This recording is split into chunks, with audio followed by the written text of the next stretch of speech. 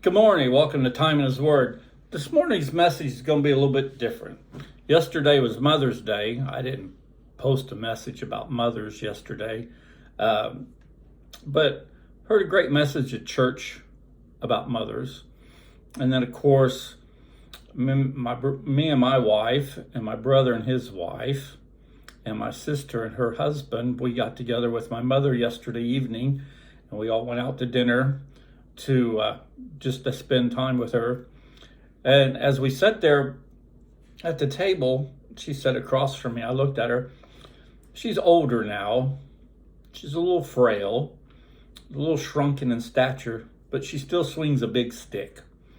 I got to thinking that no matter how old I get, or even as a grandparent now, she can still say, "Boy, I got a bone to pick with you," and it's "Yes, ma'am." And I got to thinking about the power that a mother has at her fingertips.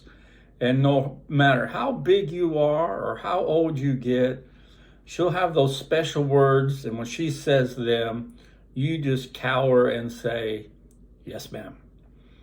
I don't think there's any force on the world that is stronger or more protective than a mother when she gets her dandruff.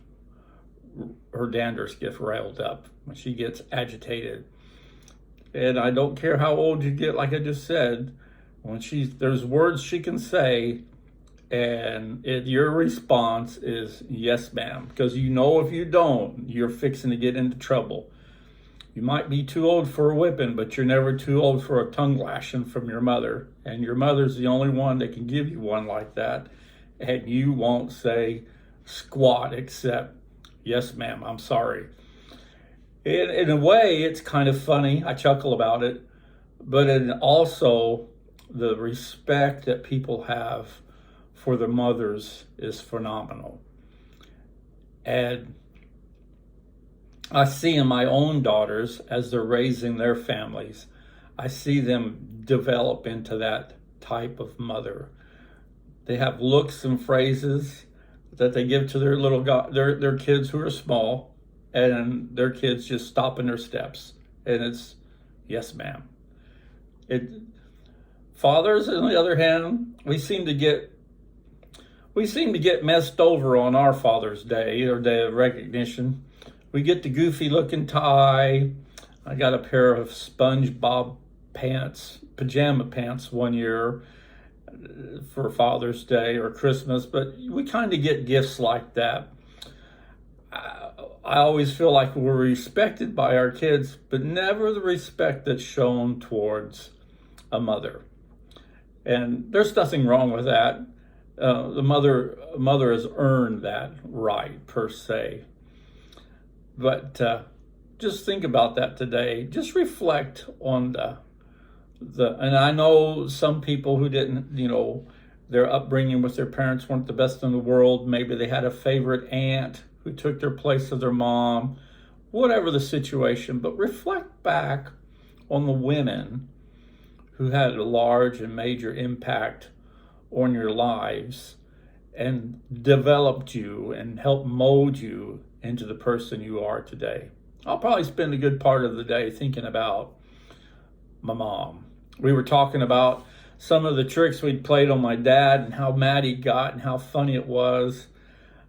But all in all, it was a good evening, a good time of laugh, a couple hours to forget about life's trouble and just enjoy a few precious more moments with my mom.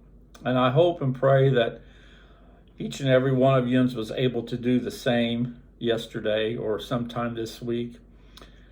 I heard Carrie Underwood yesterday on her radio program, and she says that on her crew, when they're on the road doing shows and stuff, she says once a week, if not more than that, she'll ask the guys on their crew, "Have you called your mom today? And if not, how come?"